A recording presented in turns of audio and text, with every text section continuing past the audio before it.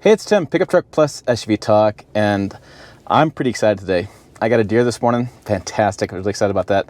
But I'm also really excited about what I learned sitting here with this 2023 GMC Sierra 1500 AT4X, and I wasn't gonna do this video. I'm gonna give mad props to Jill Simnello, who pointed out, Tim, you learned a bunch of stuff in this truck. You gotta do a video on this because the things you learned are useful. And I gotta tell you what, this is like my favorite hunting rig because of just some things that I never thought about before. I've driven this truck off-road, done desert racing with it, or all the climbing kind of stuff. But this, I just learned a lot of cute key details, I should say more accurately. So in this video, I want to share those details with you. I want to talk to you about some stuff. And for those who are watching who don't like blood and gore, I'm going to show you some stuff. There's going to be deer blood in this video. I'm going to show you some really interesting thing that happened in the multi-pro tailgate back there. It's really kind of Halloweenish, and I'm talking about how I shot the deer, that kind of stuff. So let's go ahead and hop in this video. I'm going to stop blabbering a little bit and let's get to some details. So first thing I want to talk about is set the stage for you. Western Nebraska, I get up about 5:30 in the morning. I'm here by 6. It's pitch black out here. Sunrise not till 6:45. We could shoot half an hour before sunrise, but typically it's so dark you can't see anything. So I rolled up this morning, and I'll put an image on the screen I shot this morning, but basically I'm hunting in this area here. And so I have all the way back over there into the hills almost.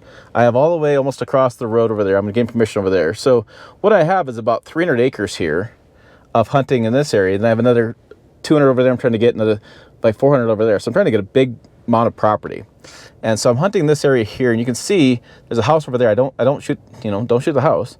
But I was sitting here this morning, and this is where I've been hunting at. Now, I had the Infiniti QX60, and it's a great SUV, luxury SUV, but this truck much better for just again, a couple Timism, couple random things that are practical to me, and hopefully practical to you too. But the first key note to keep in mind is because I'm hunting all this acreage here in Nebraska, we do what we call a lot of scouting from our vehicles. We tend to sit in the vehicles, glass with our binoculars, see for deer, and then we get out and make a shot. So my plan was right there. See that little. That it's basically it's a water. It's really we get the water from the pivot, and that comes in water for the irrigation, I should say. It's an irrigation pump in a way. It's a well, and so I was going to put my gun right along the side there and shoot because it's blocked by the wind, a good spot. And so what I do here is I pull in the dark, and what I want to do is have the heater on because it's freaking cold out here. But my problem has been the daytime running lights. So in the Infiniti, I couldn't get those daytime running lights to turn off. Now people said, put it neutral, put the parking brake on, do this, that, and the other, do the hokey pokey, and I'll turn them off. And it don't work. In the GMC though, it's nice and easy. It's so simple. All you gotta do is you come to this lever for the lights, and you do auto off. Done.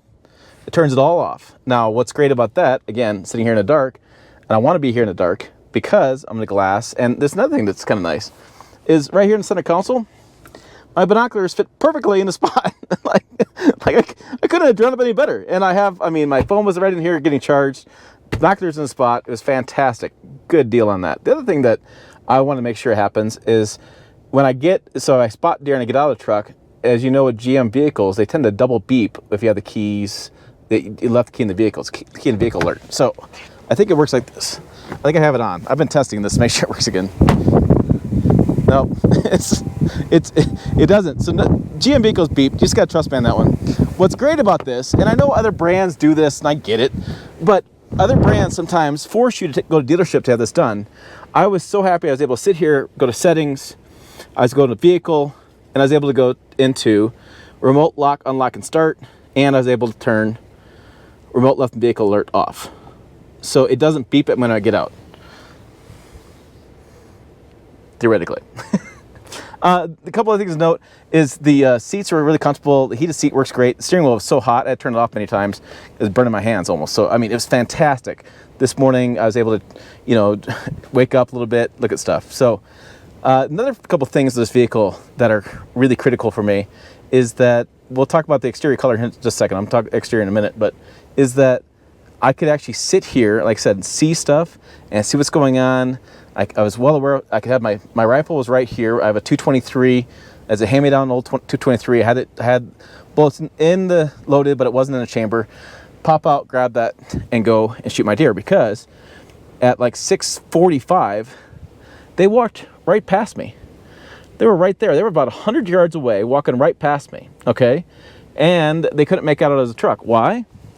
Deer are red-green colorblind. My son is red-green colorblind, which means certain colors tend to blend in pretty well. Like, say, tan.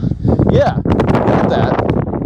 And look how it blends into the landscape. It's a big truck, but because it blends in and it has no chrome, there's no really chrome to see, the deer couldn't make out what it was. Also, was put in this truck, and I told them specifically to do this, I told them not to wash it. And they were like, you don't want to wash it? No, don't wash it because I want to make it dirty. Because, as you can see how this looks dirty? It doesn't show up so bad. And so the deer, as they walked by, they're kind of curious. They couldn't make out what it was because it blended in with the landscape and had no chrome, and it was dark, so all this black you couldn't see either. So really to my advantage. Fantastic advantage. So I get out. I can see them, okay?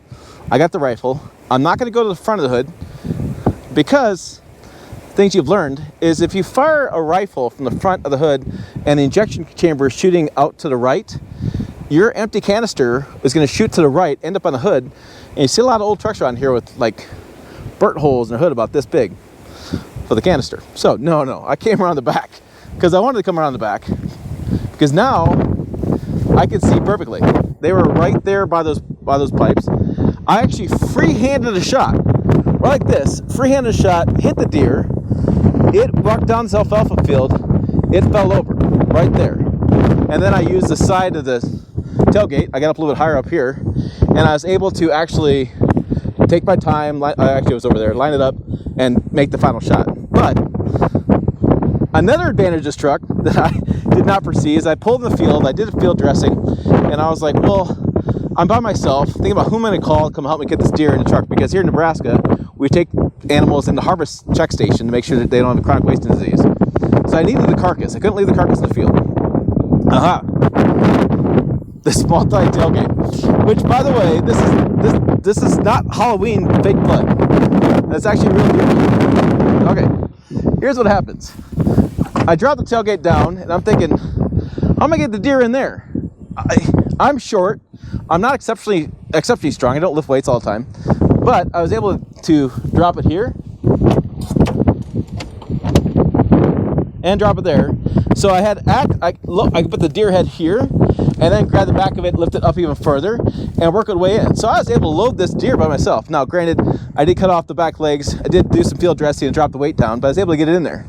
Now, I feel a little guilty, and I'm gonna have to wash this truck because it looks like some sort of Halloween thing happened. But I was thinking, though, this morning, though, I was so excited. I was like, maybe I'll put some AC/DC on and rock out while I'm getting this deer loaded. But I didn't do that. So I thought that was really beneficial for me as a person loading up a big animal to have that access dropping down to be able to load that thing up. I could just imagine elk hunting and things like that, where you definitely need that lower tailgate to be able to load those big animals if you don't pack it out. Now, let's talk about the obvious, right? Let me hop in where I can warm up a little bit. Holy cow, it's cold out there. The obvious is this is an AT4X. So I have off-road tires. I have big tow hooks if I get stuck. Think about that. I have the front locker and rear locker, and I have auto four-wheel drive as well. So no matter where I go, I was feeling very, very confident in this truck. For example, if that deer had gone up those hills and had gone way at the top, I didn't matter what the road conditions were to me because I felt confident in this vehicle to get me up there if I need to go trace the deer down, follow the blood trail, that kind of thing. And I can't tell you how great a peace of mind that was this morning, thinking about, okay, no matter what happens here, I can actually get the deer. And then fortunately I was able to knock it down. I hit it with the first shot, one of her fell down. The second shot was kind of was the kill shot. And so I was feeling pretty confident that I could go down and get it. It didn't matter what happened in conditions. I had the truck for that job. Now this is $80,000. I get people are going to be like, oh my God, it's so expensive, whatever. And I get it. And, but I gotta tell you what, it was worth its money this morning. I felt really confident. The lights were perfect. Oh, and the headlights. Let's talk a little more about that. Auto high beams. As I was driving out, lit up the whole field in front of me. Went to go get that deer, turned on my lights. I didn't need any LED light on me, didn't need anything of that stuff. It was all lit up. I had perfect sunlight, basically sunlight at 7:15 when I was gutting the deer out, because the truck was lit up the entire field. So yeah, it's really cool experience. I'm glad I was able to get the deer this morning. I have here in Nebraska, I'm hunting on private ground, and I have a bull sex tag. So I was looking at a buck yesterday. It didn't quite come around. I saw the doe. I took the doe. I just want the meat, not really a trophy hunter. So those are my thoughts on this 2023 GMC Sierra 1500 AT4X. I hope you enjoyed this video. I hope it was worthwhile watching, all that kind of good stuff. Put comments down below. I'd like to do more of this stuff. You gotta let me know what your comments are. What do you guys think? Is this too gory? Is it not gory enough? Again, comments down below. Check out the videos over here. As always, thanks for watching. I will see you down the road.